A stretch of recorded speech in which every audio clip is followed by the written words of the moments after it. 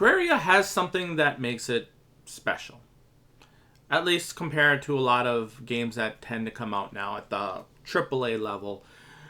And that is, it has the perfect beginning.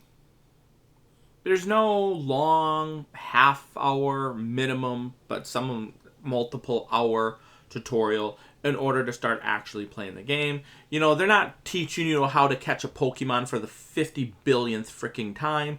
They just say, here you go. We know you're smart. Play the game and have fun. Play it at your own pace. And they also have a bunch of different, settings that they've built up on over the years that, for the people who want to play, challenge, they play on Master Mode. If they want, a more simpler, they play with, I think it's Journey mode. So you have a lot of replayability, and it doesn't waste your time allowing you to get into there. For example, there's a game called Warframe that they tell you, oh, it gets good after 100 hours. And others, other games like that, and it's like, oh, you don't really start to fully experience the game until 100 hours into it or 50 hours into it. That's kind of like the beginning or the tutorial or the introductory area. And I was like, why would I want to spend 100 hours or 50 hours or 20 hours or heck, even 2 hours before I can actually play the game? In Terraria, I can have a house set up, like a simple, basic house for maybe a first couple NPCs that I might get, like, the guide, and if you have a mod that has some, spawn right in the beginning, like the guide, you can build a simple house before the night even sets, where you're able to house them. If we're playing one of those other games, you probably don't even have, you're not even gathering resources like wood in order to be able to build those houses until like 20 minutes in. It's just, I hate games like that where they waste your time and they just don't get straight to the point.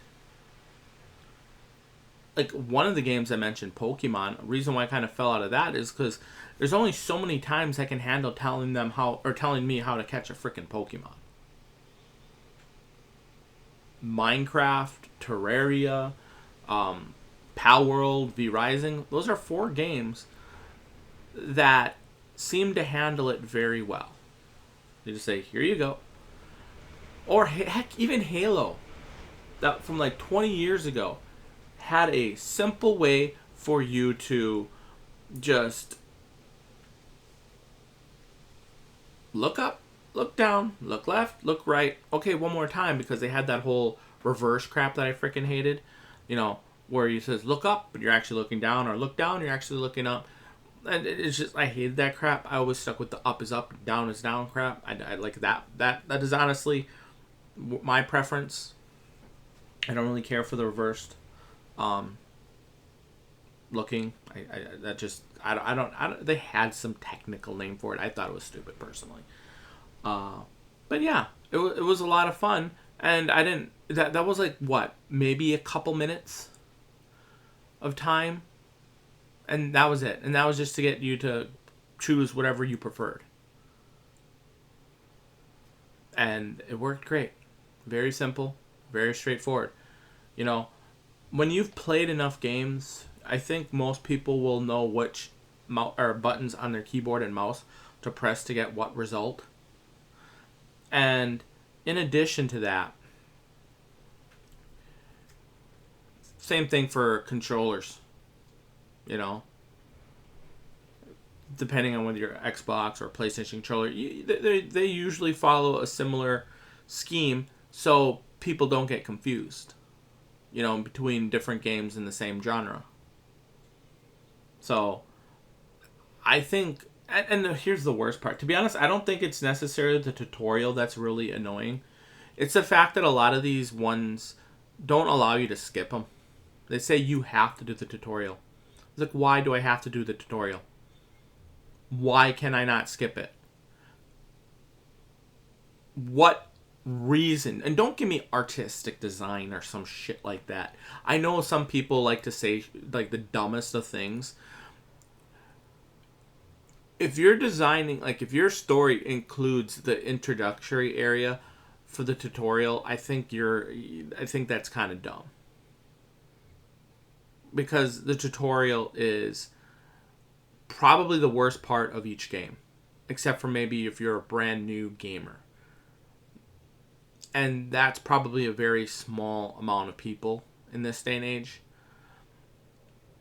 And you could always do a little thing on the menu. It's like, if you're new to games, here's a tutorial on how to learn the buttons for this game.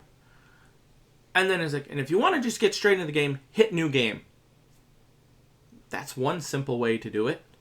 Or you could just do what Terraria does. And a lot of, because think about it. You think back to the Nintendo era. Like some of the older, like Super Mario 64. Let's use that one as an example. You just get a little Peach saying, come to the castle, and blah, blah, blah. And then you come in there and you just pop out of the pipe land and you're on your own. Learn the controls. You can read the signs if you want to. And a lot of times you do want to read the signs because sometimes they'll have something interesting to say and sometimes they'll just tell you how to jump or something. And I'm willing to read the signs. You know, because it doesn't waste my time. It just, oh, this is one of those things? Okay, I'm done. I'm out. I'm going to the next sign or wherever else that catches my fancy. So, overall, there are ways to frickin' handle it.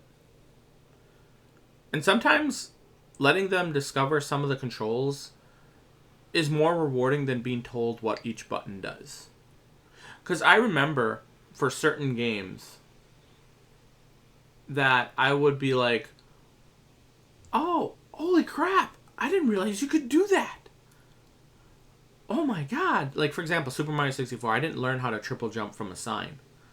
Or even to double jump from a sign. I figured that out by just messing around.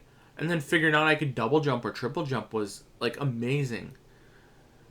You know, I think it was also one of the first games that they had, like, swimming, because it was, like in a 3D game. I mean, there might have been another.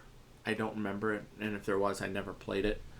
But, yeah, it was just, I jumped in, had a lot of fun, and I played a crap ton out of it. I just, like, slowly over time started doing more and more stars until I got to, like 100 and something. Until I got about to, I think, the Rainbow Road. Like, those were the ones that I think I had a few stars that I just wouldn't, like, I just wasn't going to get. Like, it was, like, very close to the 120 star amount. But, for the most part, I did everything just by learning. More games just need to let us learn. Now, obviously, there are some very complex or convoluted games. You know, when it comes to complexity, Path of Exile is pretty complex with some of their systems. So, yeah, you're probably going to have to look that up. And, honestly, I don't have a problem with looking stuff up. If it's complex enough. But most of the time I try to prefer to just play on my own. Like Grim Dawn, that's one game that you get a little tutorial, or not a little tutorial, a little intro cinematic that you can skip, by the way. And then you just go out and you're out and about. You're into the gameplay like within a couple minutes. And I really, really like that. I'm so sick of tutorials and long introduction areas. And in fact, a lot of time I just stop playing games that have long tutorials or introductions that are forced and unskippable. Because, you know, it's one thing if your tutorial or introductory area is done really well. And it's another when it's done really bad. And I think whoever's teaching these people how to do these forced tutorials in whatever game design school that these people go to should ask for a partial refund, because that is probably some of the worst game design out there. Now, some people are like, well, what about accessibility? That's what the tutorial on the main menu is for. You could say, hey, you need to learn something, learn how to play. You can do this tutorial. There you go.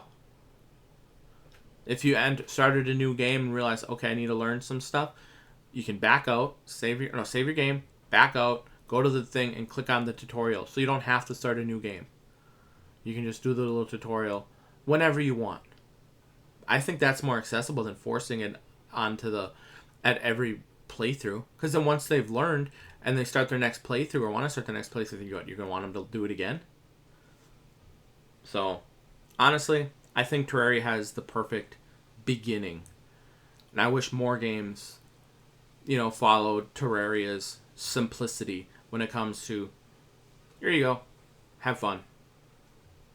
The people who are very knowledgeable, put so much time into Terraria, they're doing so much crap before night even starts.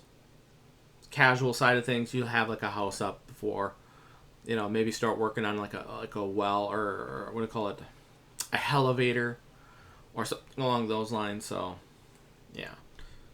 Anywho, hopefully we see more games like that. And that's pretty much it. See ya.